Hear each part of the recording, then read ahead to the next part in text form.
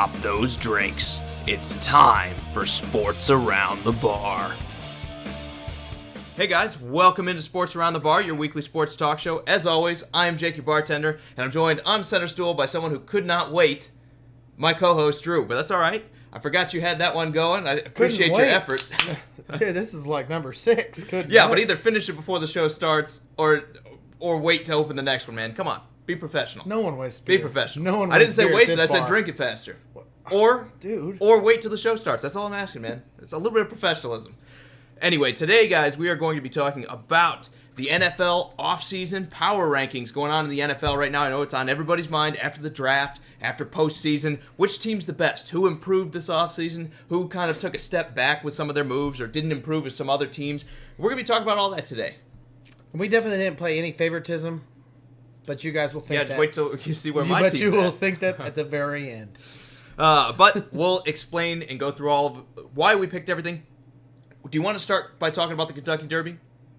Is there something to talk about? Just really quick, yes. Maximum Security, the favorite horse to win that, got disqualified for blocking another horse. It was the right call. If you don't think so, I'm sorry for you, but they could have absolutely caused a problem if you would have tripped up all these horses and you would have had 95-pound jockeys winding up under 1,000-pound horses. So I'm okay with them kind of disqualifying him. I don't think it was a great move. That's why I watch it. Yeah, just for the Rex. Just for that one time. Just in case something happens. But I think they made the right move there. I don't think there's really a lot of debate. I get some people are sitting there saying it wasn't much of a block, but I think he did kind of get out in front of one of the horses that was running him down from behind. So I'm okay with that. Also, Jeremy, good to see you, man. Bill, good to see you too. And Brian, always glad to see you in here. Why don't we start by moving on to the NFL, though, if you're ready. Bill, if you're talking about the Dallas Cowboys, we will get to them. We're doing the rankings of all the NFL teams, so we will be talking to them at a point in time, just depending on where your team falls. But as far as memorabilia goes, I am all out of Cowboy stuff. I think we both are. But it's nothing against the Cowboys. We just don't have any of it sitting around. Let's start at 32, though, Drew. Let's start down at the bottom instead of starting at the top. Let's talk about the worst team going into 2019. Okay, so we had an offseason, right? We had a bunch of free agency. We had a bunch of guys move on from teams. We had new guys coming in. We had a draft. Well, you don't have a choice, but you got to play for this team. Who is the worst squad in the NFL? I mean, I don't really think there's any question of this. It's the Miami Dolphins. That's it. I mean, you're talking about a team that literally didn't do anything that makes you go, okay, they got better right there. Maybe some people can sit there and say that Josh Rosen trade made them a little bit better, but who's he going to throw to? What is his weapons around him that's going to create, okay, Josh Rosen's going to do better than he did in Arizona? Because guess what Arizona did with Josh Rosen? Not too much. They were the worst team in the lost league. A lot of games. Exactly. Yes, I totally agree with you. Dale, good to see you, man. Also, Chris says, talk about the Cowboys or he's out. I don't think you want us talking about the Cowboys at this end of the list, right? You want them to sneak up towards the top. Going back to the Dolphins here, Drew, we had them at 32 last year, and we had them at 32 going into the offseason as well. This is one of those teams that we just have had no faith in for the past couple of years. They managed to win 7 games, though. They managed to get the 13th pick in the draft. Can we see another upset like that this year? Because I look at this team, and I'm like, man, you already lost Ryan Tannehill, who, in my opinion, was the guy who made a lot of that happen last year when things shouldn't have happened. He made things happen. They got wins because of his arm, and they absolutely missed him without it. I think Josh Rosen going in there is probably not going to be better than Ryan Tannehill right out of the gate, not when you talk about these weapons around him. Yeah, I'm right there with you. I mean, you got Ryan Fitzpatrick. Depending on how many games he does, he's going to win you a game or two. I honestly think that. Even with the depleted receiver core, even with just literally nothing on offense that goes, okay, they're good there. I would say that they can win a game or two with Ryan Fitzpatrick because he's done it in the past with teams that doesn't really excite you, and they can go off and throw 400 yards. Like Tampa Bay last year? And 400 yards and 4 touchdowns and win you a game. Absolutely. I mean, I don't think anyone picked Tampa Bay to have that start they had last year. The first 4 games were magical for Tampa, and then you look at what happened. I mean, they kind of fell apart after that. I wonder if Tannehill can give them that 1, 2, 3 game spurt out there in Miami, but you look at the receivers there in Miami, they're just not as good. It's night and day compared to what Tampa Bay has when it comes to offensive power. Even offensive line, neither one of them are very good. They don't have anything on Miami that I'm like, yeah, they're going to be much better there than they were in Tampa Bay. So I gotta go last year, Drew. So they're not moving at all. They're going to stay at 32 for our show rankings, for my rankings. I totally agree with that. Let's talk about the next team. Who's at 31? Ken said, well, before I go on to that, Ken says Bills or Dolphins. No faith in what the Bills have done, huh? We're a little bit higher on them than that. Dale says, what's your thought on the new Browns team, man? Well, we're not talking about it at the bottom. We are going to be moving on to them. Short version, we both like them. We both like what they did. What They've made a lot of plays. Really nice. I guess you're going to have to stay tuned and see where they land. Let's talk about 31, though, because this isn't the Browns. It's another team that starts with a B, but it isn't the Browns. But this was controversial. There's no doubt about it, because, here I think you could really mix about 3 teams into this spot. But what we decided to go with was the Buccaneers.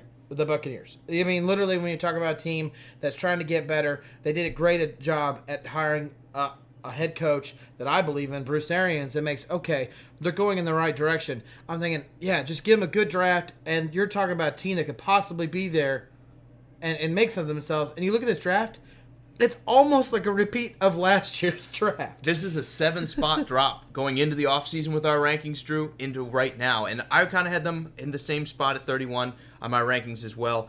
But I think when you look at it, this is a team that's only subtracted. They had the least amount of cap space going into free agency. They didn't really add any high-dollar free agents. I think their marquee signing was Brashad Perriman from the Cleveland Browns. So no one that really lights anything up. They lost guys like Adam Humphries. They lost Deshaun Jackson. They lost even Ryan Fitzpatrick, who they needed this past couple of years. That got them a couple wins. Jameis Winston, whether it's health or suspension, has not been on the field as much as they've needed him to. And when he's there, he's not always the best option. I think Tampa Bay is the least improved team this year, and they're one of the biggest droppers, I think, on our entire board. They didn't get better anywhere. They got worse. And the only thing they did well last year was throw the ball, and then they lost multiple receivers that are really good at receiving the ball. So I wonder how they're going to actually look next year. I know everyone's going to sit there and say they tried to fix the defense in this draft, and I like Devin White, but when you lost Quan Alexander as well, you're not that much better. Not from day one. I think the Buccaneers have a lot to prove that this defense can actually be better. Like you said, I think their best addition was Bruce Arians coming in to coach this squad. I think everything else has been a step back in Tampa. Don't get us wrong. We absolutely love Devin White. We love that pick. It absolutely made sense to fill their defense with that, except maybe passing on Josh Allen. But it's just day one starter. He's not going to be as Quan Alexander. He's not going to be that good because no rookie day one is normally as good as a starter that's been there for a few years and proving himself to be a great player. And even if he is, how marginal of an increase is that on the defense? Like, he's not a guy that's going to come in and they're going to go from being the 31st defense in the NFL to being, 15th. This is not as a Khalil Mack on the edge getting 20 sacks this season. Exactly. It's not a shutdown corner. It's not a safety you can make an impact. I like Devin White. I think he's a great player, but they got to add more pieces around him before this team's going to have any kind of defensive chops. It's a great way to start, though. Let's talk 30. Ken hit the nail on the head here. He said the Bengals at 30. Again, no move for us. This is a team that came into the offseason for us at 30. Didn't really move up the charts at all. This is a team that I really wanted to put at 31, but after we discussed about it, there's just too much things that the Bengals didn't change. They didn't lose a lot offensively like the Buccaneers did. I'd say both their defense are very questionable. They both lost players on the defensive side of the ball. But when you look at the Bengals offense, you look at the return of Andy Dalton, you look at the return of A.J. Green, you look at Joe Mixon and what he did last year, you look at all the other receivers that they're trying to develop around that offense. Of course, their offensive line's a little bit questionable, but their offense gives them that step above the Buccaneers. And when I say that, it's not like the Buccaneers aren't going to put up points. Jameis Winston's on a contract year. Most players play their best ball on a contract year. If you're looking for maybe a second or a third quarterback in fantasy, he might be worth picking up because he might play lights out. They're going to throw a lot. There's no doubt about it. But when you look at both these offenses, you got to give that edge to the Bengals, and that's why we put them at 30. Absolutely. I think the Bengals do one thing very well, which is play offense. They run the ball pretty well. They tried to address the offensive line, bring guys like Jonah Williams in, and then they throw the ball pretty well, too. If you look at Andy Dalton, the way he was playing before he got injured, I mean, the guy was on track for 4,000 yards. I think when you look at it, a healthy A.J. Green, Tyler Boyd coming back, maybe he can play well as well. I think the Bengals have at least one side of the ball figured out. I think their offense should be all right. The defense is going to be atrocious, but guess what? Tampa's not any better. And you can beat a team by outscoring them. I don't think you can beat a team if you're not firing on at least on the offensive side of the ball and you play terrible defense as well. So that's why I say the Bengals are significantly farther ahead of the Buccaneers in my opinion. Let's talk 29 though, Drew. Before we move on, Ken says, Bruce pisses me off. How can you say you'll only come out of retirement for the Browns and then go to the Bucs? Well, money, number one, and they probably told him you that position was already taken. Yeah, I was going to say, he might have only said that trying to lure them out, or, I don't know, maybe the Buccaneers just made him an offer he couldn't refuse. So, I get it, but you got your guy Tony Kitchens out there in Cleveland, so remember, I think if they wanted Bruce Arians, they could have had Bruce Arians. This isn't him turning you down. This is you told him no. I also think Bruce Arians is, he's probably calling a lot more calls on the draft and free agency than he probably would have in the Browns. I'm blanking out on the... you don't think Ken Dorsey's going to give him the reign of the Ken Dorsey's Cleveland not Browns? really one of those guys to give up a lot of say when it comes to his players. Let's talk about 29, though, Drew. I have the Giants at number 29, which is a 9-spot drop from our offseason rankings, man. Was it all Odell Beckham? No. It was Olivier Vernon, too, right? It was a lot of depletion on that defensive side of the ball. As much as Odell Beckham Jr. is going to be completely missed on that offense, he is the one that created a lot of open space for, like, Sterling Shepard and Evan Ingram. And all them, is to find places in the backfield. They're not going to find it anymore. They're not going to get it. Golden Tate comes in, but Golden Tate's a 31, 32-year-old receiver. I still like the guy. I still think he can play, but he's not Odell Beckham Jr. He's not a guy where defenses have to cheat and go to that side. So this is going to be completely fair all the way across. And Eli struggled reaching everyone in the secondary. He was throwing interceptions. He was falling down because of pressure or non-pressure. I mean, and this isn't us sitting there reacting to Daniel Jones either. This isn't us saying, oh, they made the wrong pick at number 6 or anything like that. This is their defense fell apart. They lost guys like Olivier Vernon. They lost their safety to the Redskins, Landon Collins as well. If you look at the way this team has kind of fallen apart, I get it. They added Kevin Zeitler. They're going to be better on the offensive line, and that's fine. I think that's kind of good when you have a young quarterback. They're building on that side. They still have Saquon Barkley. Like you said, they brought in Tate to try to replace Odell Beckham. But the drop from Odell Beckham to Golden Tate, the drop this defense is going to take, I can't sit there and say they're going to have an offense that's going to compete with the Bengals, but you kind of talk me into them going ahead because Saquon Barkley is a great player. Maybe he wins an extra game or two simply because of his effort. To me, I had the Giants another spot lower than this even. I had the Bengals ahead of them, but I agree. Both of these teams are pretty close down there at the bottom. Justin goes 29, even with that amazing number 6 pick. We're not even reacting to that. We're assuming Eli's going to play this whole year. I mean, that's the thing. You could sit there and say Daniel Jones is the savior of this team, and maybe, he throws a little bit of a nip factor into it, but for the most part, you're looking at this like, what is Eli going to do with a worse receiver in Golden Tate? Daniel Jones is not going to start unless Eli gets hurt during training camp or anything like that, or preseason. He's not going to start. He's not going to see the field until they've lost a few games. Even if they lose a few games, I still don't think that he's going to start him. It's a possibility he sits for a whole year, kind of like Patrick Mahomes did. Well, Brian also said the Giants O-line can't protect Eli. But here's the thing. They're working on that. Zeitler, good offensive guard they traded for Cleveland. I know it cost them an arm and a leg to get him in Olivier Vernon, but that's okay. And then you look at them having Will Hernandez, a draft pick from last year, good guard as well. They signed Nate Solder, thank you, from the Patriots 2 years ago. They've put a lot of effort into fixing this offensive line. I'm not saying it's 100% fixed. We're not talking about one of the best units in football yet, but they're getting to the point now where they should be all right. Like that moniker of them being a bad offensive line it's probably about time that leaves. Absolutely. That might have gone from a weakness to somewhat of a strength. Literally, when we look at this, you got to think about these ratings as what have they done on paper? Because none of these games have been played yet. No one knows this offensive line is going to click or not. But with all signs of what last year looked like, it looks like that offensive line is going to struggle. And when you look at, okay, what about weapons? What did they bring around Eli Manning that's going to make a difference? You're going to sit there and tell me Golden Tate's better than Odell Beckham Jr.? No one's going to say that. That's not true. So when you look at all these losses, and rookies are kind of hard to grade because you don't know if day one they come out and like a middle linebacker's Darius Leonard. You don't know that. Right. Because he can come out and be absolutely nobody. So to sit there and say the Giants are above 29, even I like the Giants. I talk highly about Eli Manning all the time, even though you give me a lot of grief about it. I cannot rank them any higher than 29. Absolutely. Now, Henry also said, where do the Raiders rank? Don't worry, we haven't got to them yet, but they're coming up soon. And Chris says he likes where the Giants are going. He says, hail to the Redskins as well. Justin says, 14 of the last 15 top 6 picks have started an average of 10 games their first year.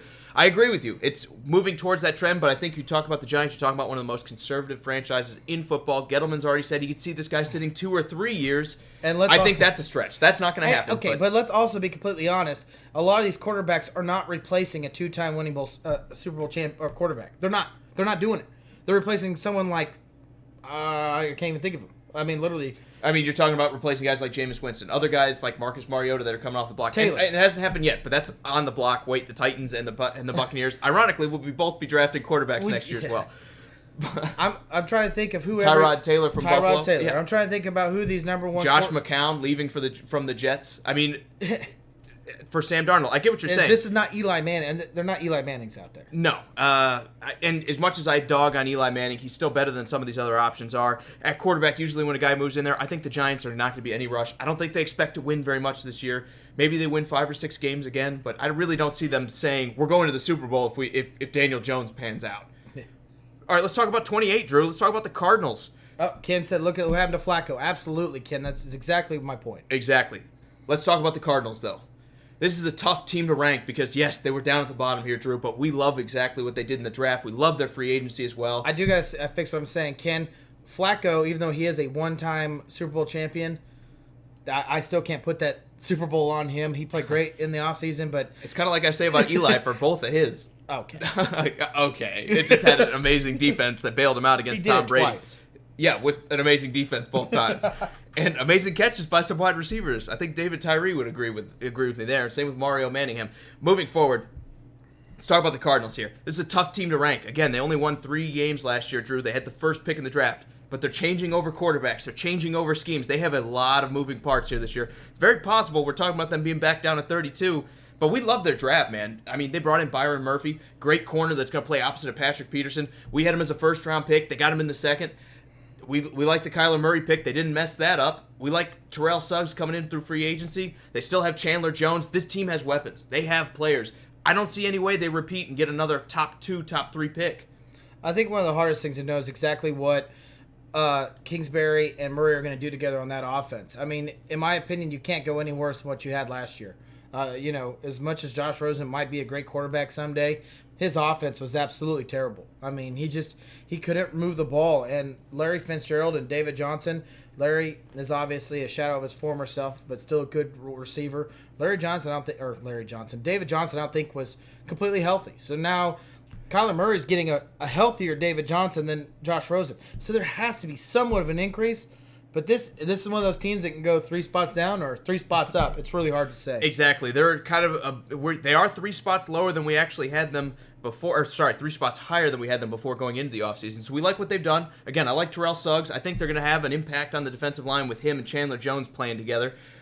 I just look at this team, and I'm sitting there saying they got a lot of good young rookies. I like what they did in free agency, especially bringing on other guys like Jordan Hicks. It's going to help this defense out. Right. Maybe, just maybe, we're talking about the Cardinals being a 6, 7, 8 win team if Kyler Murray turns out to be as good as like someone like Baker Mayfield was last year. They could be the next year's Browns. Justin also went, but is Eli really Eli Manning still, or is that team bad? I think you play Eli Manning until Daniel Jones is there. It's just like I said with Josh Rosen in that video I left in our highlight page way too long. Josh Rosen, you did not need to throw him to the Wolves. You should have waited until he was ready. I think they did that a little bit, and they had a bad season because of it. I think you can do the same thing with Daniel Jones. You don't have to throw him to the Wolves. They're building the offensive line. They've got the running game with Saquon Barkley. The offense is halfway going. You can wait until you see what you need to see in practice, and then just let Eli be the punching bag like he's been for the past 3 years. That's more than okay. And Lewis says the Giants are going to be fine once they find their confidence. I think it's possible. I think the defense is going to be rough this year. I think you've lost too much talent all at once off this defense to be good. I know they brought in a defensive lineman from Clemson with their other first-round pick, but that's not a quick fix. I don't see them being a quick turnaround on defense. This is going to be another year worth of building before this team is ready to compete for anything. The offense still looks okay. I mean, if you look at it on paper, they got a good tight end. They got 2 good receivers in Sterling Shepard and Golden Tate. Right. Maybe they're not elite, but they're serviceable wide receivers. The offensive line's getting better. You got Saquon Barkley, and presumably now, if you listen to Dave Gettleman, they got their quarterback at number 6. So the Giants should be okay. Absolutely. And just a couple quick more comments. Ken said, give him 2 years and they'll be all right. And Brian says, play Eli until he gets I think he was talking about the Cardinals when he was saying, give them 2 years and they'll be all right, instead of the Giants. I think the Giants are closer than that. But I'll give you that. I'm not going to say that the Cardinals are going to be a great team right away, but they've got a new, young, offensive-minded head coach. Maybe he turns out to be the next McVay. Maybe he's a bust. We don't know anything about Kingsbury and the pros. In fact, we don't really know anything about him because at A&M he wasn't the most successful guy in the world. But he's worked with a lot of successful quarterbacks. If I was a GM, I'd be willing to bet on a guy coaching up my quarterback that's done it before. When you see guys like Patrick Mahomes and Baker Mayfield, I know you throw Manziel in the mix too because he coached him too. But when you see 2 out of 3 successes, I'd be willing to roll the dice on him working with my young quarterback. Rob also says, how do you guys like the Steelers? Well, we do like them, so we're a little ways away from talking Middle about of the pack, but you'll see, man. We'll give you a number here shortly. Drew's a little bit darker on him than I am, but that's okay. Let's talk about 27. Let's talk about Oakland. Now, this is actually a spot down, and it's kind of crazy when you talk about adding a guy like Antonio Brown and still losing a spot for Oakland. Is this kind of just a case of other teams doing better in the offseason than they did? I mean, there's no doubt about it. There's a lot of head-scratchers on their draft. When you sit there and pick those players, I think you got solid players. I think you got players that are going to be stars in the NFL, probably Pro Bowlers at some point in time, but do they replace what you lost? And that's the question mark always. And again, I don't even know if they got Pro Bowlers. I think instead of swinging for the fences with 3 picks in the first round, saying, hey, maybe we got the best defensive end, or we got the best wide receiver, we got the best defensive tackle, they went for the sure thing, or guys that they know are going to be okay, and didn't take any chances. They took Josh Jacobs. I think most people say Josh Jacobs is going to be a decent running back, but that's not the home run pick. They took safety in Abrams that everyone's like, hey, he could probably be a good, strong safety. We don't think Abrams is going to be the best safety in the NFL either. Cleveland Farrell, I mean, is he the best guy out there? No, I'm laughing at the sirens. I know. This is the second time we've had to go right past here. We got into a pretty bad neighborhood just overnight. Drew, you might want to list your house. I think I'm moving, guys. Anyone looking for a house to buy? Yeah, exactly. Going back to the Raiders here, I think they've done some interesting stuff. See you, Ken. Appreciate you. Absolutely. I think they've done some good stuff in Oakland, though. When you talk about what they've done a pretty good job of bringing in guys who might be good, like Antonio Brown. And I think we know Antonio Brown's going to have a good season. He's going to have a lot of catches. The question is, does it move you any closer to the playoffs? Maybe a little bit. And maybe it's unfair to us to say they dropped a little bit, but I look at some of these other teams, and I'm looking at their big additions and what they've done. They're not bringing on 31-year-old receivers and saying this is going to be the face of the franchise going forward. They're not bringing on mediocre players in the draft. That's why I got to be a little bit critical of the Raiders here, because you had all this ammo, and I'm looking at the results. It's just not there for me. You are a lot lower on the Raiders than I am. I actually think a lot of their offensive moves make them a little bit better of a team. I mean, Tyrell Williams. Yeah. That's pretty cheap. Antonio Brown, he's considered the best, if not one of the best wide receivers in the NFL. Yeah, he's a little bit older, but body types like his seem to last a little bit longer at that receiving position. I like it. Honestly, I don't know what they're going to do, because you never know what they're going to pan out. Is Farrell really worth, the pick they took him at? I mean, to me, no. You should have gone for the the higher ceiling guy, not the for sure thing, the higher ceiling guy, and Josh Allen. I mean, that's just what you should have done. If you'd have took one of the middle linebackers, I probably would have been okay with that, too. I just think there were 10 to 12 picks that were better than that. I really do. You could have gone offensive line and taken Jonah Williams. You could have even gone Juwan Taylor. There was other picks that would make more sense in that position than what you did. I like the Josh Jacobs picks. I know you're more down on it than I am, but I like a guy that doesn't have a lot of tread off his tires taken off. I mean, this guy's a football player. He's been playing football his whole life. He went to Alabama. He knows kind of what pros run. A pro's like a coach pro, like, runs his team. He knows what it's like. He's not going to get any surprises coming in there. It's actually probably a little bit more laid back. And you could have been like the Patriots and taken his teammate, who Alabama saw fit to give about the same number of snaps to him, but you could have given it to him. Could have got him in the 3rd round instead of the 1st. So that's where I'm kind of down on him. I don't dislike Josh Jacobs. I don't know if he would have been there. I think he was higher on people's boards. But that's okay. That's okay. You could have taken another running back a little bit later, and that would be fine. I guess my point here is they kind of got guys that, yes, I agree that they're all probably going to be good players, but none of these guys are going to be superstars. That, at least in my opinion, they're going to have to way outperform what everyone kind of expects them to do for them to be that. And for Oakland to go spend 3 picks on that, not just 1, to me, that's a big letdown. I like the Antonio Brown addition. I think they paid him too much. I think they gave up a lot to get it, or not a ton, but they gave up a lot to bring in a 31-year-old receiver. I don't know how many years you're getting out of Antonio Brown, but I like him in the short term. I like Tyrell Williams.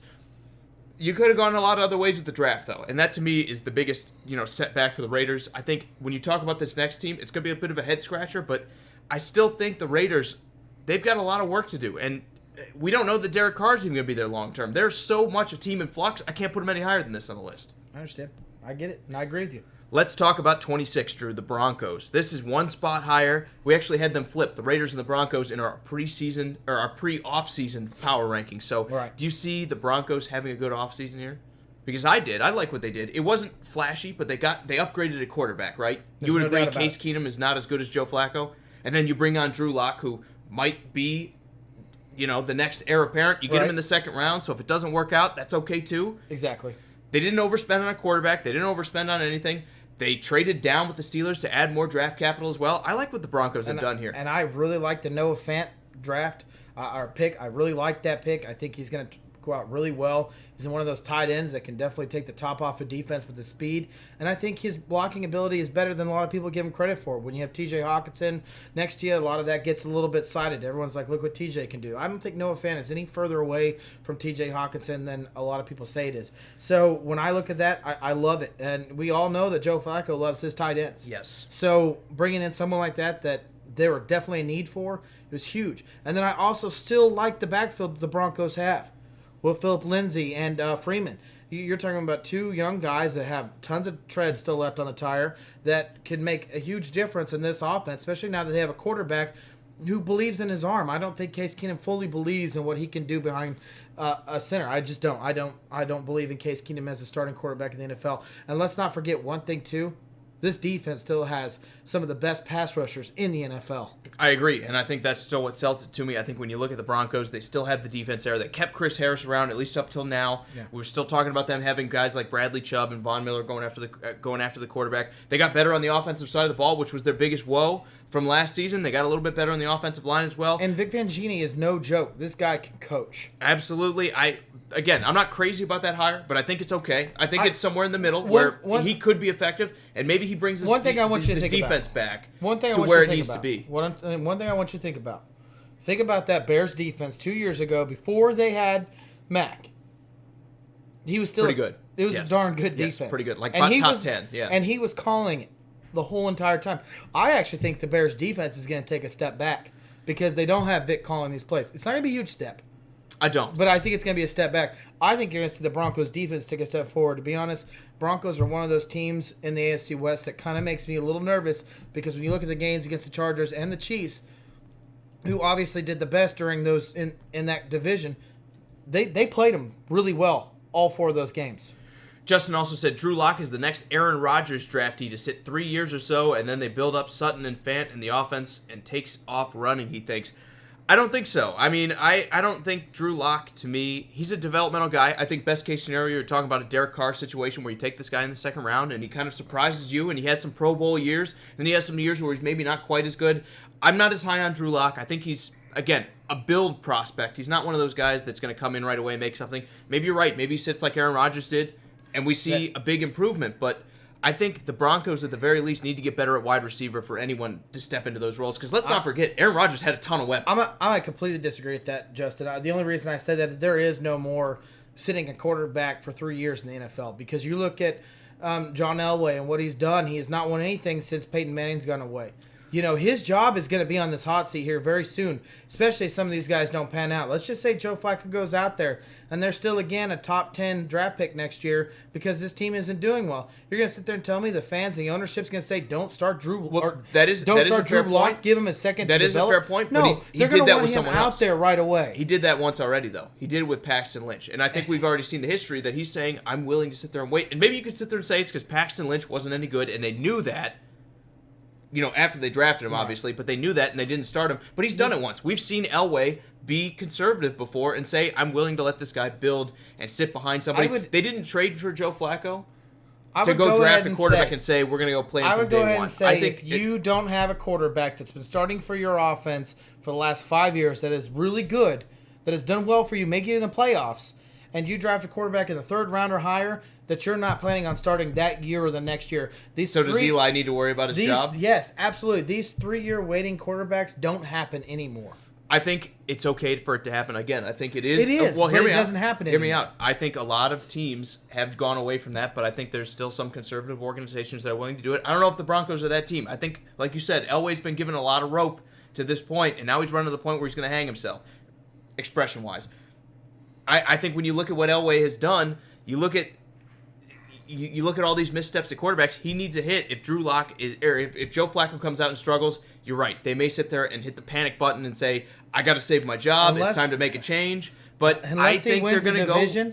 I think they're going to go with the safe. I think they're going to go with the safe bet. I don't think anyone's sitting there saying the Broncos are going to win this division. No, I'm telling you, that's the only way Drew Lock doesn't see the field this year. I guess we'll see. I really do. I don't think they're going to do anything too drastic or too dramatic with him. But I've been wrong before. I didn't think Josh Rosen was going to see the field right away. But they threw him to the Wolves. Same thing with Sam Darnold, especially with guys like McCown. You're right. We've seen that trend where guys get started a lot earlier these days. But I think some of these GMs are starting to learn from that, saying, hey, Josh Rosen got thrown to the Wolves. I don't want that to happen to my guy. Justin, I get it, man. I'm not saying that it shouldn't happen either. I'm not sitting there saying that. It's just in today's NFL, GMs are literally looking for the next Patrick Mahomes, the next Baker Mayfield. And if they think that they have one sitting there in the third, second round, they're going to start him at some point in time. They will make the call over the head coach to save their job. And if Elway is losing his job, he gets on the hot seat, and Flacco's not winning a game, you better believe you're going to see Lock in there. All right, now we got to talk about the Lions at 25. Let's do it. Are you ready to move on? Ready to go back to power rankings, Drew? I mean, we can talk about this for forever. I know we can. And it's not just you, it's me. Let's talk about the Lions, because I think they're one of the teams that's improved quietly without many people talking about them. Bring on a guy like Trey Flowers. Yes, I know they paid him a lot of money, but this guy pretty much single-handedly was the front seven, him and probably Hightower, for the Patriots. So for them, I know everyone's going to sit there and say, Matt Patricia, he wants to live in Belichick's shadow, all that other stuff. They still got a really good football player, and I know they paid him, but they paid him a lot of money, and he's worth it. This, for the defensive end set for them, I think is going to be fantastic. I think the Lions have improved on the defense when they've already done upgrades at the defensive tackle position. Bring on a defensive end as well. If they get one or two more pieces on this defense, we're going to be talking about them that being their strength in Detroit, not necessarily Matt Stafford in the offense anymore. No, you're right. I mean, it's New England 2.0, and they drafted like New England did too. I would say Patricia did really well taking all of his notes from Belichick. I think they drafted pretty decently for this draft for what they could. I like the T.J. Hawkinson pick. Kind of reminds you of a Gronk-esque kind of tight end that they're definitely been missing. In Gronkowski's what you meant to say, not Gronk-ass. No, I said Gronk-esque. Gronk-esque. Esque. All right. Dude. You said Gronk-ass. That's okay. That's what you're thinking about. All right. I'm just saying the jokes were on me a couple episodes ago. Now the jokes are on you. I know you called them hot, so watch out for those hot hockey players. And you're staring at Gronk-ass. Moving forward, talking about this Lions team. Yeah, I agree with you. I like the Hawkinson pick here. I do. I do like this. So I really do like that they've tried to readdress this tight end position, not because they're getting another receiver, but because they're getting a guy who can help out Kerryon Johnson. He can help out the run game as well. You can pound the rock with a tight end like Hawkinson because he can block, and then he can also squirt out and go get the pass. So, yeah, I know. I'm throwing all these puns in there now. You don't know what to think. Well, you got ass on my mind. Now you're talking about squirting. I don't know what's going on. Bees, thank you for your comments. We always appreciate it, man. And I did not say ass. I said S. And I just didn't, okay? I'm gonna leave that alone. Going back to the Lions, man, they did a good job here. Look, I still think they could have got better receiver. I still think they could have upgraded the offensive line. I still think they could have added some other pieces on the back end of that secondary. But they did okay. They brought a lot of guys in. I think they're better now than they were. They're moving up. I think Matt Stafford, if you take a little bit off his plate, I know we've been saying it's going to be his year if you do that. I think this might actually be the year the Lions take a half step forward. They're not challenging the Packers or Vikings or Bears. They're probably still the fourth team. But this might be the fourth team of the division that wins 6 games instead of the fourth team of the division that wins 3 or 4. Yeah, I don't fully believe the Lions have made all the right moves. I just think they're going the right direction. They got a corner next to Darius Slay, so they're going to have 2 corners. I like it. I like the tight end move. I think that's the right move. But nothing in there goes, okay, they're going to be that much better. I think Matthew Stafford Well, I think Hawkinson's supposed to be that pick, but I think you're right. I don't think he's there. Matthew Stafford needs a lot around him to be back to an elite. I know everyone's like, well, he did a better year after Calvin Johnson retired. But you know what? I think they were still in the shadow of Calvin Johnson. I really honestly do. But now you look at it, a few years departed, and I think a lot of it was injury too. I think they lost Golden Tate at the trade deadline, which is week 8. It's not very far into the season. I think Marvin Jones was battling some injuries. I don't think Kenny Galladay's good enough by himself to carry the team, but I think he's a good receiver, especially as a 2 or a 3. I agree with you. They need to get better, but I'm not pinning it all on Matt Stafford. I still think he's a good quarterback. I still think they need to build a team around him, and it's tough when you pay him this kind of money. It's that kind of criticism we always put there. That's my whole point, yeah. But that money's spent. You got to spend to keep him. Exactly. You got to spend to keep a guy like that. Unfortunately, he's one of the higher paid quarterbacks in the league, and when that happens, you can't put the best team around him. Yep. Let's move on. Let's talk about the Jaguars at 24, because this, a 4-spot increase, is kind of, it's their head-scratching team, right? We don't know what the Jaguars are going to look like with Nick Foles. I really like the Nick Foles required him. It was great. It was the right move. You need a quarterback. But my question marks are still on that defense. When that defense gave up last year, I mean, a lot of these players are still there. And it was one of the worst defenses after they started out being one of the best. And when they realized, hey, we're not winning games, it seemed like that defense fell apart. So my biggest question is, what if it takes a minute for Nick Foles to get a hang of this offense? What if it takes a minute before Nick Foles can click with his receivers, which there really aren't any of them? I mean, what if it takes a minute? So what if they start this season 0-3, 0-4? I mean, did the defense give up again? They could. And then you have a crappy team again in the Jaguars? They could, and remember, these are power rankings, so absolutely they could certainly move down our list. But I think right now, when you look at what the defense did, you have to give them some credit. We know this is still a good unit, or they have the potential to be. Do they have the attitude that you want to see out of a Super Bowl team? Probably not. They're probably not there yet. Even Tom Coughlin's brought that into question when it comes to showing up to voluntary minicamps with guys like Jalen Ramsey. So they have their share of question marks, but they've improved at quarterback, which is the most important position, right? They've got a Super Bowl MVP. If this is any other Super Bowl MVP, we'd be talking about how they're the next team to win the Super Bowl. Okay, almost any other MVP. But the Jaguars have definitely improved at quarterback, in my opinion. They've definitely got better with Nick Foles. You look at the way this defense has played. Yes, they have not played their best football in the past year. But 2 years, we're not far removed, and we're still got a lot of players from that defense that was absolutely dominant 2 years ago. I think this Nick Foles signing might be able to revitalize the team. And then let's talk about the draft, man. Josh Allen at 7. Falls to them, yeah. Absolute steal. Best pick in the draft. And then Juwan Taylor, the offensive lineman. Everyone's like, they're going to take in the first round. Falls to them in the second. This team is one of the most improved in football. I still see 4 spots. Might be a bit of an undersell for us. I get what you're saying. They don't have the receivers yet. It's the heart. It's the heart of this team. Does exist. Heart's tough to measure. I mean, remember, this is the same team that had the heart to go to the AFC Championship 2 years ago. Yeah, but they seem to just lose everything after that, man. Well, it's Blake Bortles. And guess who's gone? No, it's not just Blake Bortles because he's a big part of it. It's a lot of it's Blake Bortles. But that defense fell off. They were the number 1 defense. And then Kansas City beat them, and then it went away. Well, I'm not going to put it all on Kansas City. No, I mean, maybe they demoralized them. No, maybe but that it was that the game timeline of when they started going down. They did, and maybe it was one of those come-to-Jesus moments where you're like, dang, we just got rocked. Like, maybe we're not that good, and maybe it shook their confidence or something, but I'll give you this.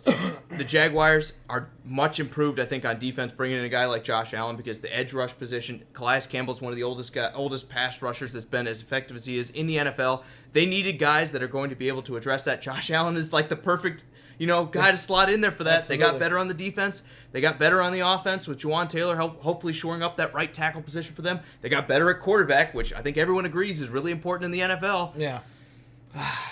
Yes, they need a few more things. They need some wide receivers. That's why we have them at 24. But you got to admit they're in a better spot now than they were going into 2018. Yeah, and that's why they moved up 4 spots on us. And Bees also says the Jags are a good receiver and tight end away from becoming a threat. Yeah, I agree. I think they're already a threat. I think they're already a threat. I just don't believe in that defense's heart. I don't believe if they go 0-3 or 0-4 at the beginning of the season. I don't think they're going to turn around. I think you're going to have people quit on anything. I think you're going to see Jalen Ramsey and Telvin Smith kind of just give up. I agree. I think attitude is the biggest setback for this team at this point because it's not talent. They have talent all over the board. Fournette. That's going to be the question. Can they keep everybody in line with somebody like Doug Marrone, a coach who I like as a coach? What if he gets banged up and doesn't want to play? I mean, I'm not saying that's what he did last year, but why would he ruin his career playing for a team that isn't any good? Especially with them talking about getting rid of him. Exactly. All right, let's talk about 23, Drew. Let's move on to the Jets. 2 spots higher than we had going into the offseason. That's kind of low in my opinion. I mean, we talk about guys like C.J. Mosley coming to this, who might be one of the best linebackers in football. You talk about Le'Veon Bell, who might be one of the best running backs in football coming to this team. They've improved. Maybe not in the areas we wanted to see them improve at wide receiver and tight end, but they've improved. Yeah, I would say they improved. Honestly, I'd like to throw these 2 picks in together. At number 23, we had the Jets. At number 22, we had the Bills. And the reason why I like to throw these 2 together is I like what all these teams have done during the offseason and free agency and draft. I like what the Jets defense looks like. They're going to get Marcus May back to fill in there with Adams. They also picked up C.J. Mosley and drafted Quinnen Williams. I like all those moves. They look like they're going to be real stout right in the middle of that defense. Their corners are a little bit question mark. Tremaine Johnson's still there. Brian Poole depends on how he can play. I think they're hoping Tremaine Johnson goes back to his days with the Rams where he was absolutely elite. It's still a really good defense. Paid him a lot of defense. money, and he took a step back. We say it all the time. It happens. Maybe year 2 gets better. So I agree with you. The defense is, like you said, hugely improved. They've absolutely focused on fixing this defense. We would have liked to see some more receivers on this team. We would have liked to not see them pay guys like Quincy Enunwa a lot of money to stick around and play wide receiver. But I do like what they did at quarterback. They brought in Le'Veon Bell. He's going to create a lot of room for these receivers to find lanes to be open. And the problem is can Sam Darnold have enough time behind that offensive line that was a little bit of a question mark. They've tried to address it. They brought in guys like Osimile, and yes, they could have spent more. But remember, this is a former Pro Bowler that they brought in from Oakland for a 5th-round pick. So, yeah, they paid him a lot of money, or they picked up a contract that He's owed a lot of money. But I'll give them this. They're trying to make things happen on the cheap. We could say there's only so much you could do at a single time. I absolutely believe they've done the best they can. I like this offseason for them. Did they rock the world? They spent a lot of money, and they got better at a couple positions, which is important. So Andrew says he thinks the Jets can go 9-7 this year, man. I'm agreeing with you. I honestly think that defense can do it, and I think Le'Veon Bell is just one of those dynamic backs that can create you 2 to 3 wins on just him alone. And I like Le'Veon Bell a lot. I don't know if the running back's that important of a position to get you 2 to 3 wins by itself, but I think the offensive line's better. I think Sam Darnold will be better next year. I hope. Hopefully we don't see a sophomore slump for him. Ask the Vikings that when Adrian Peterson was going. Okay, but who replaced him for the rest of the offense? So I'll give you that. There's like one, but look at the Giants. They moved up 4 picks in the draft with Saquon Barkley, and they spent the second overall pick on him. So not everybody succeeds at running back is my point. But Le'Veon Bell's been doing it for a lot longer than Saquon Barkley. The better example would say, look at Todd Gurley with or without the Rams. And I'll give you that. But more often than not, unless you're getting a special player at running back, and Le'Veon Bell is special, I agree with you there, you're probably not talking about a ton of wins here. The defense, I think, is the X factor for them winning a lot of the games in there, and I think we both agree. They got a lot better on defense. No doubt. Deo says the Colts are winning their 3rd ring this year. I think it might be stretching it You're jumping just the gun a little bit, man. You're jumping the gun. Maybe next year. Look, if Chris Ballard spent that $100 million, we're talking about C.J. Mosley and Le'Veon Bell on this team, I'd say, yeah, I'm on that train. But he didn't. He stayed way, way, way too conservative, in my opinion. Look, I get it. He's trying to build for the future, and if you're a team that's up against it on cap or you're somewhere in the middle, that's okay. You had the farm to sell and spend all this money, and you didn't do it. We'll talk about the Colts later. We still think they're a really good team. We love Andrew Luck as a quarterback. This isn't the year for him, though. Yeah. Bringing out Justin Houston by himself doesn't win you a Super Bowl. And you're a Justin Houston guy. I am too. I like him. He has a lot left in the tank, too. I think he's going to play well for him. But the question to me is one edge rusher going to be the difference? And I just don't see it. Bees also says the Jets aren't that good. Bell will help them win, but the receivers aren't that good. No, I agree with that. Absolutely. I do think that they got a little bit better. I think Crowder is a really good slot receiver, but the problem is their 1 and 2 doesn't really scare anybody. Exactly. They have a bunch of guys in the receiving room. They don't have a bunch of threats, so I think that's why we have them this low. All right, let's move on to the Bills at number 22. We just talked about them, but well, I guess we didn't go into depth. Let's go into depth. They did lose a spot in our draft, or in our rankings, I should say, from before the offseason here. When you look at the Bills, and you look at what they've done, they've added some receivers, no one earth-shattering. They added a bunch of offensive linemen, both of which were needs for this team, but they really didn't sign, except maybe Mitch Morris, they didn't really sign anyone that jumps off the page at you, right? I mean, guys like Cole Beasley and John Brown. John Brown, I think, is a good receiver. He's a guy who's going to be able to stretch out the field a little bit with Robert Foster on this team, but I like the speed they brought into the receiving corps. They needed to get better at receiver, and they did. Yeah. But did they get that much better at receiver? And that's my question. I don't know. Maybe John Brown gives you 500, 600, 700 yards this year. Maybe Cole Beasley's a good slot receiver. I look at this team, though, for the Bills. They probably could have added a little bit more, and they probably needed to. Because this, to me, is a year where the Patriots are becoming a little more susceptible when you look at what they've lost. They could have got a little more aggressive. Instead, they brought in a bunch of what-ifs on the offensive line, and they brought on some receivers that they're like, we think we can make something happen with these guys, but it's no Antonio Brown. And I know they tried, but at the end of the day, they failed, right? They didn't bring in the stud wide receiver who's going to absolutely revolutionize a franchise. Right, you're right. And they still got a really solid defense. When they bring in Ed Oliver, I think that's a great replacement for Chris Williams, who just retired for them. And, things like that, they did the right moves. They still got Tremaine Edmonds, their linebacker they took last year, It's Tremaine Edmonds. Yeah, Tremaine Edmonds. Okay, he's a stud. I like that. I still think their secondary is a very underrated secondary. They've addressed the defensive line. They lost Kyle Williams. They brought in Ed Oliver instead. I said Chris Williams, but yeah, right. You're absolutely right. That's what they did the right thing to move on in their offense. They fixed their offensive line, did a complete revamp of it. But until you see the first game or 2 games down, I just can't think highly of the Bills just yet to get them over 22. I think the defense is going to be good. I think they've tried to address that again. I think the defense is still going to be a pretty solid unit. I think the offense will be slightly better, so it's kind of strange to see them drop a little bit in our rankings. But I think it's because other teams have done better at adding pieces to their team than the Bills have done. Again, they spent a lot of money on a bunch of offensive linemen, and I think one of them might be good. Maybe 2 if you count Quentin Spain coming from the Titans. For the most part, I really don't think they've fixed the offensive line. I think these are a lot of guys who are going to wash out here in a year or 2. So The Bills, again, they needed to grow a lot if they were going to contend for a title or even contend for the playoffs. I don't think they grew enough. That's why I still have them at 22. Andrew says he has the Bills going 6-10, need more offense. I agree they need more offense. I think it's probably a 7-9 or 8-8. I don't know. We'll talk about that a little bit later. I got to think on it. I think this is one of those teams that we saw Josh Allen win a lot of games with his legs this year. Do we see that happen again, or do defenses kind of adjust and find a way, like Lamar Jackson in the playoffs, to take him out of it? Yeah. Let's talk about 21 though, Drew. The 49ers. Let's do it. Another team that's dropped, and this, to me, the biggest subtraction. Look, they spent big money to bring in D Ford and got him pretty cheap when you talk about the pick they gave up for it. But they signed him to a long-term contract with a lot of money. They brought in Quan Alexander, who should help the defense out, but they paid a lot of money for him. This, to me, has been the same complaint about John Lynch that I've had since he's got there. He's brought in good players, but he's way, way, way overpaid to do it. And you can't build a team when you overpay a couple guys. It always winds up biting you in the back. At one point, good to see you, Shay. And I think the 49ers are still in the same kind of position here. We've given them the benefit of the doubt for years now with Jimmy G, saying he's a great quarterback. He just needs to stay healthy. He needs to stay on the field. And what's happened, Drew? He's been hurt every year, right? Even the year in the Patriots, before he got traded, he wound up breaking his thumb when Tom Brady was out for the first couple games.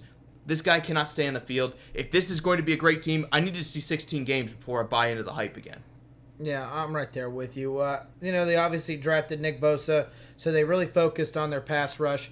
DeForest Buckner, that just came out there, hit them in the 49ers to extend them, are way off of price. I think, again, it's another sign of John. Don't worry, John Lynch will pay him. I think it's another sign of John Lynch not being that great of a GM. But really why I have him this low, and the reason they dropped 4 spots for me, is because we don't know what we're getting out of Jimmy G. Because as much as I like the guy, as much as I thought his talent would make the world of a difference, he's struggling. He's struggling to stay healthy. He's struggling to stay on the field. And, you lost a receiver and Garcon. You bring in other receivers out of the draft. I think it's a good thing. But sometimes when you don't have that experience at receiver and you got a quarterback that can't stay healthy and you're rotating quarterbacks, it's hard for a team to be successful. And they were at least competitive with guys like Nick Mullins and C.J. Beathard. They brought in a bunch of other guys and have stayed competitive. I think that's more a sign of Kyle Shanahan's offense being one of the best in football than I do think it's anything else or talent on this roster by any means. I think this is just one of those teams that, unless you get 16 games out of this quarterback, they're not a good enough team to carry. They're not a team that can go and have a backup and win a game or two. Even if Jimmy G misses 2 or 3, that might be enough to sink the season. So I think the 49ers are still a year removed. I want to see another good offseason before we talk about how good of a team this can wind up being. And I don't know if John Lynch is really the guy to get them there, because he seems like he overpays on every free agent he can seem to find. He falls in love with guys and then just opens the wallet. B says the 49ers will get second in the division, but then Scott says, well, maybe it's a coaching for Jimmy G, and then, of course, Shea doesn't like Jimmy because he's not a saint. He's not a saint.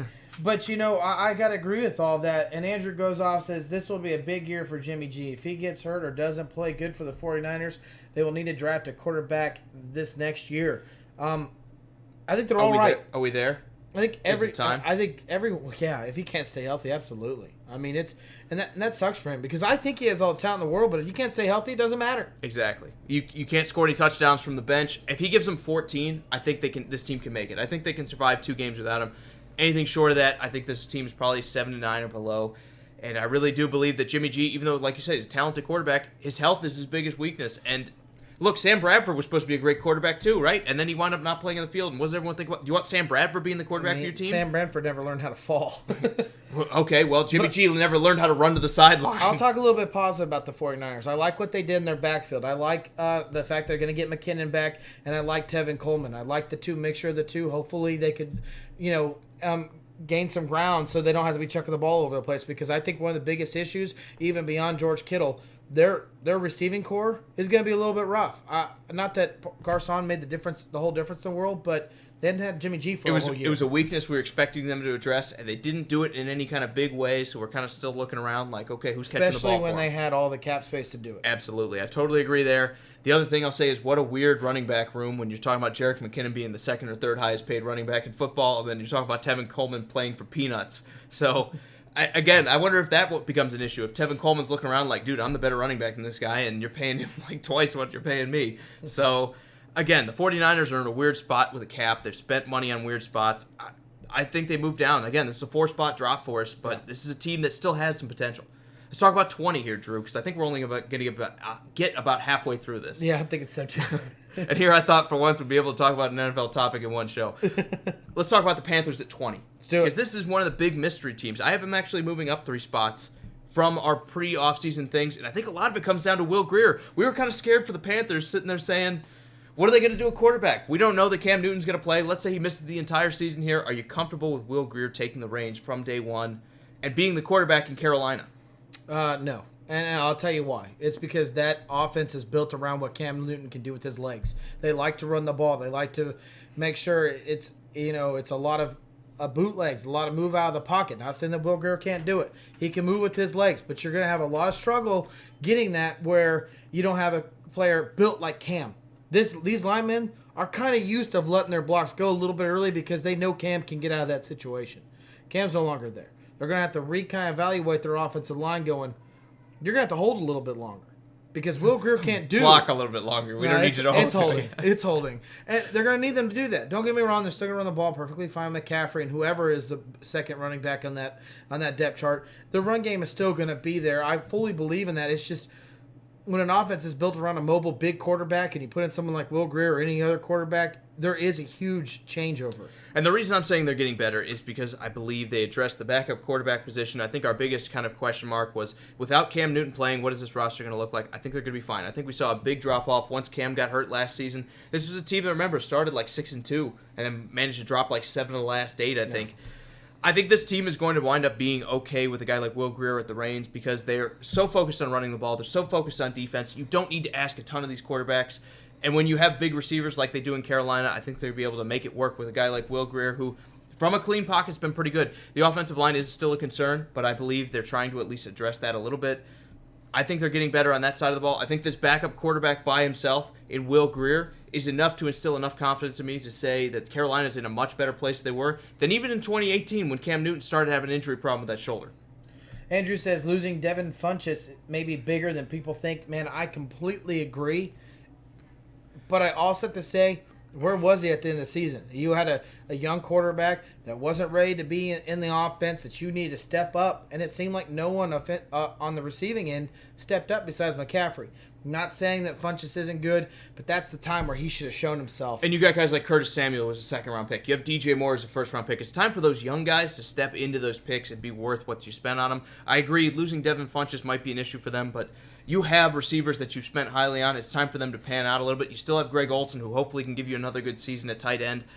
I look at this Panthers team, and I'm not saying the offense is the issue. I really think the offensive line is the biggest, question mark for Will Grier, but he's got receivers that should be able to make things happen. He's got Christian McCaffrey, who's a good running back as well. They should have the weapons to make it work.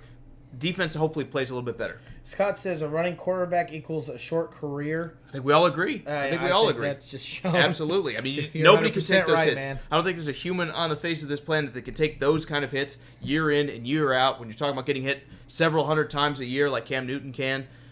And expect to have a 25-year or 20-year career in the NFL or 15-year career in the NFL. It's just not possible when these guys are 330 pounds and run like they're 195 pounds. You just can't do it.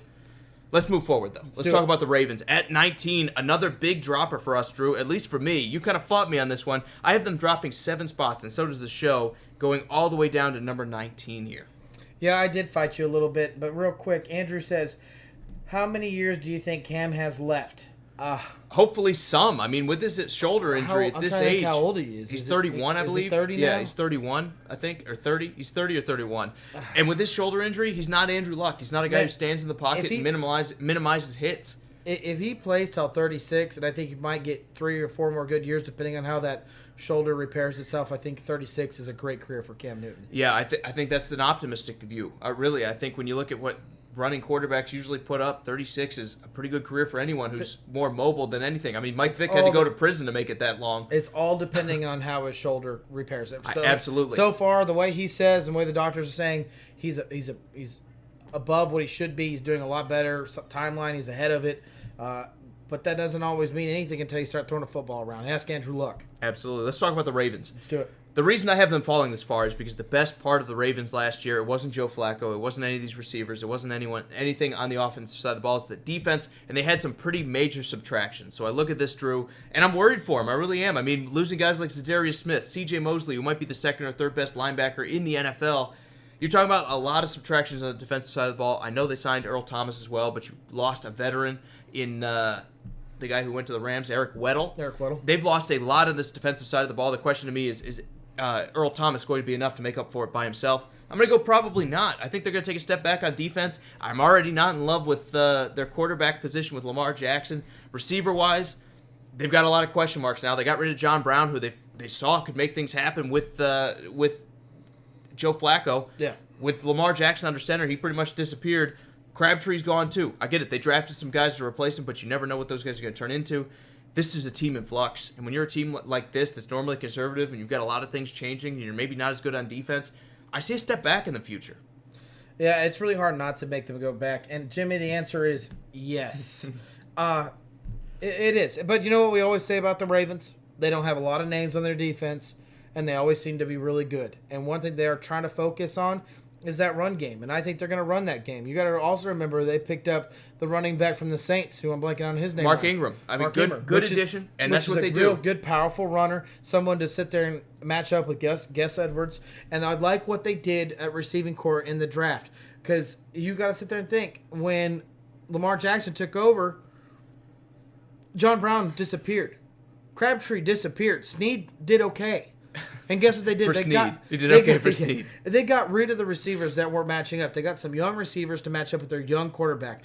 Now the question is, does that speed and does that height and does this playmaking ability help a quarterback that struggles with accuracy? That's the question. And I'm not saying it fixes everything. I think the biggest issue really here is, does that defense come back out of losing all that? I liked Earl Thomas signing. I really wish the Chiefs would have got him instead, but so be it. I still think there's too much questions on the defense. Let's talk about the Vikings next at 18, Drew, because I look at this squad. They didn't have any kind of movement on our picks between going into the offseason, going in out of the offseason. But I think they made some additions. I think this is a team that's still marginally better than where they were. Maybe we're not seeing them move up in the rankings, but they've tried to address this offensive line, both between signing guys and drafting them. That was the biggest weakness, right? That was the elephant in the room. You got to fix this offensive line and keep Kirk Cousins safe. Aaron, we're based out of Nashville. They're my second favorite team. I'm personally an Avalanche fan, and then I'm a Predators fan. So make fun of me if you want. And you like the Predators. I do, yes. So make fun of him. My favorite hockey team. Look, you can make fun of whoever you want. You want something else in the bar, send it to us. We'll put it up here. Yeah. Talking about the Vikings here really quick, though, this is a team that has everything on paper. The defense should be good. They have great wide receivers. They have a great tight end. Maybe got better with Irv Smith coming in with that second spot behind Kyle Rudolph. It's all about offensive line. With an offensive line, this team is a playoff team. With an offensive line, this team can challenge guys like the Bears and the Packers. They didn't have it last year. The question is, do they now? I think they're closer, but I still think they need to add a couple guys before we're talking about the Vikings being a legitimate Super Bowl contender again. Well, let's not forget, they haven't really lost a whole lot, and they struggled. There's no doubt about it. A team that should have been in the playoffs, that a lot of people considered one of the better teams in the NFC, didn't make it. And, right. You know, the question for me is, how do you respond? So minus, like, any of, like, the additions and subtractions, where did they change in the end of the season last year where it goes, oh, this team is turning around? Because I would never say it. To be honest with you, I think more question marks happened at the end of the season for the Vikings than really the beginning of the season. Because when you go into the draft then, one thing that really kind of makes me go, okay, what? Is they drafted a running back. You got Dalvin Cook. And when Dalvin Cook started out as a rookie, that guy lit the world on fire. I literally said last year that I thought he'd be the leading rushing in the NFL. And obviously he got injured, and that did not happen. They did not run the ball. But now you're drafting another young running back. To replace Latavius Murray, who went to the Saints. I think they believe in that 1-2 punch. Do you really? Well, Dalvin Cook was the lead guy. He was it. No, I agree. But have we seen Dalvin Cook make it 16 games and stay impactful? He had a great 4 his rookie year. He played well last year at times, but they didn't run enough. And I think they kind of admit that they didn't run enough. I'm going to answer your question with asking you the same question. Where do you see that the Vikings did any improvement? Because I don't see it. At the offensive line. I think they're doing things that obviously couldn't get any worse when you talk about their guard play specifically, but they brought in a I believe was it Andre Dillard they drafted? They drafted a high-end offensive lineman here in the draft. They also went and signed guys like Josh Klein that are going to play guard and try to make an impact. Do I think they're the best guys in the world? No, but they're trying things out. They're trying to find fixes. They need to get better in that position. I totally agree with you. Andrew kind of hit the nail on the head. He says Cousins needs to be more consistent for them to get to the playoffs. I agree with you, but here's how you do it. He is a stand-and-throw-it quarterback. You need to work on this offensive line to buy him the time to make him more consistent. You cannot have this guy running for his life like Case Keenum did. The reason you had success is because even though that line was bad with Case Keenum, he was able to scramble and make things happen. Cousins isn't that guy. You can't go into this year saying the offensive line could be subpar and we're going to have a success. I agree, and I think they kind of agree with you. That's why they fired their offensive coordinator in Week 15. We're going to see more of an emphasis on the run game. We're going to see more of an emphasis on the offensive line here going forward. The question is it enough? And I don't think so. I don't think it's enough for me to sit there and say they're going back to the playoffs yet, but I think we'll see improvement from last year on this offensive line. We literally had them dead even at number 18 on the end of the season. I think it's literally, again, what we're saying here is you're a little bit higher on them than I am. I'm more of that where they could be the worst team in the league or they could be one of the best teams in this league because they got players in all in the right positions. That's the question mark is you didn't have to do a whole lot to get better, but you still didn't get better. And I agree with you. They worked on that offensive line. They got someone behind Dalvin Cook. I really hope that they rely on Dalvin Cook. I still believe in that guy. A lot of times when you it's not like they spent a first pick on him. Right. I mean, a lot of times Dalvin Cook's still the lead running back. A lot of times when you turn your ALC, gosh, cannot talk. The repair is actually stronger than it was prior to that because they've just gotten so good at doing it. I really hope they come back and they rely on him heavy. I think he's a good player. All right, let's move on, Drew. Let's do one more. Sorry if we didn't get to your team, but we'll talk about them on Wednesday, talking about the top end of the NFL. Yeah. I didn't expect this to go on for an hour, but here we are. Let's talk about my team. At number 17, a two-spot dip, the Tennessee Titans. I think when you have any kind of insecurity like they do at the outside linebacker, at the pass rusher position in a 34, you can't sit there and say you're in a good spot. I mean, they brought in Cameron Wake, who, again, has been a good player in the NFL, but last year, he only played about 30% of the snaps for the Dolphins. He had 6.5 sacks. He's 37, Drew. When I was going into this, like, okay, our first pick needs to be an outside linebacker, and then maybe we need another one late in the draft. They really didn't address it as highly as I thought they would. They went for some value picks, guys like Simmons out of Mississippi State that they believe is going to be a great player. They went with A.J. Brown, who they thought they got a really good value at in the second round. Problem is, now you got to go into the year playing outside linebacker with Cameron Wake, who's going to play about 30% of the snaps, Demontrez Hurst, who we still don't know if he's that good, and Harold Landry, who, again, was the third option last year. The Titans, from the outside rusher position, are a big question mark. The defense was really good last year, even without those edge rushers doing a whole lot of work, but my question is, how long in the NFL can that hold up? What's up, Sharif, man? Glad you could join us. I actually like the A.J. Brown move. I do too. I like him as a player. I'm not saying you did. Right. I actually really like that pick. I'm not a huge believer in Corey Davis as a number one receiver like other people I got a signature on the bar, Drew. You have to believe in him. That's who that was? I thought that was okay. Hey, I thought it was a Chiefs cheerleader. But anyways,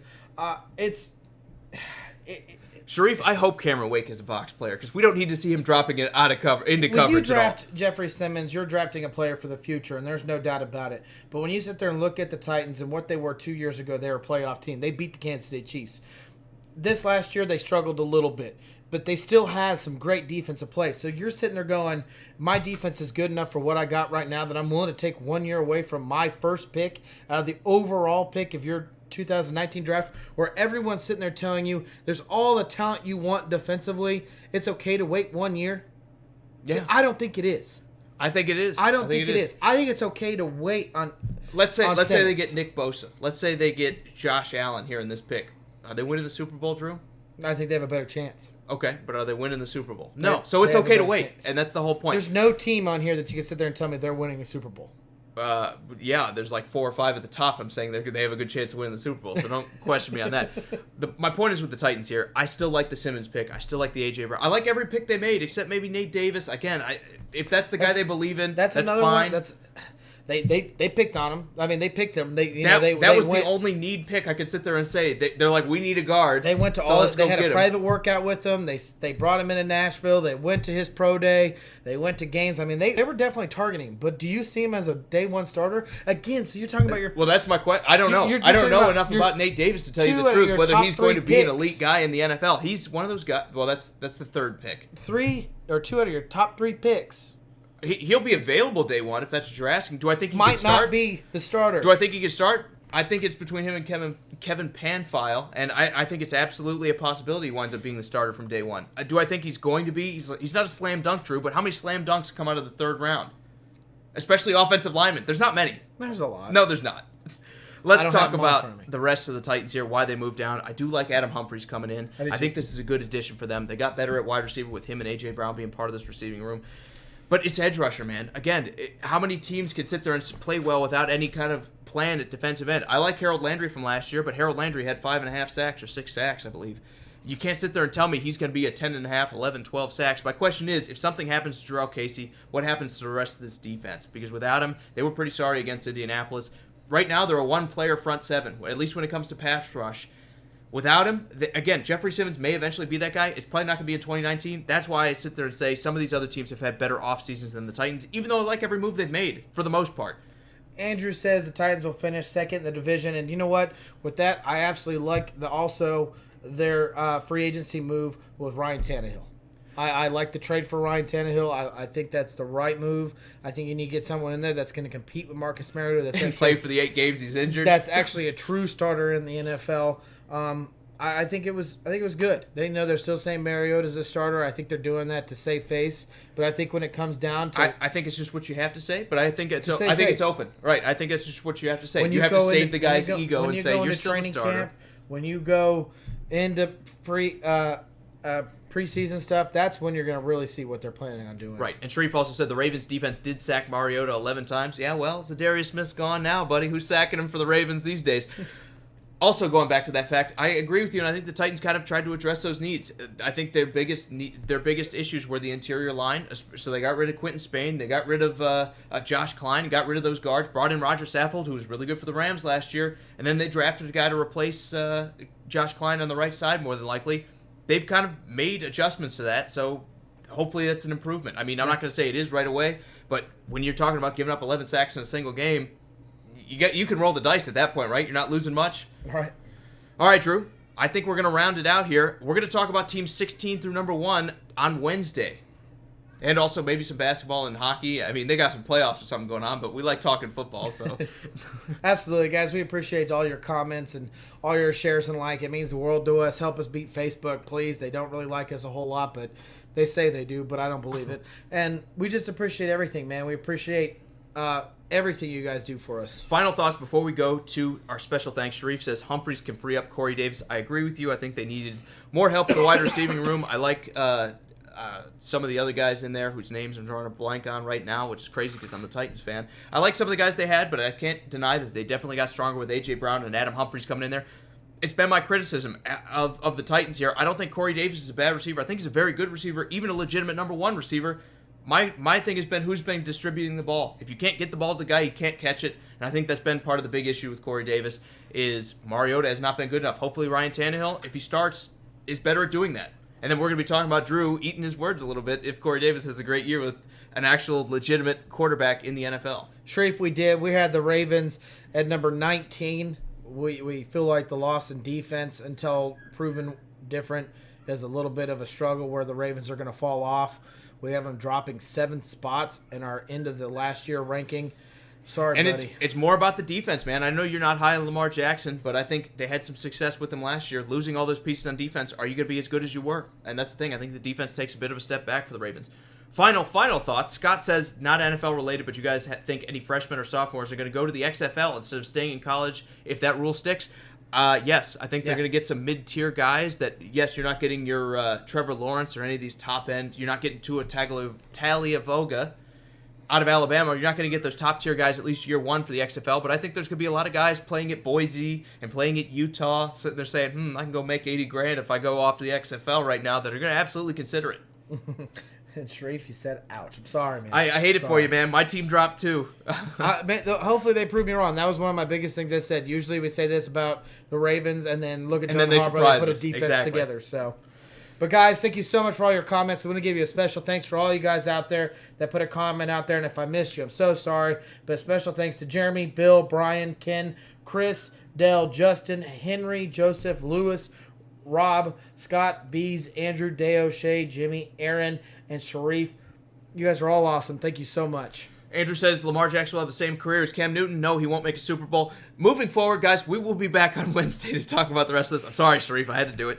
We'll be back to talk about the rest of the NFL, the 16 through number 1 in our power rankings. So for Sports Around the Bar, I'm Jacob Bartender. This is Drew, and we will catch you guys next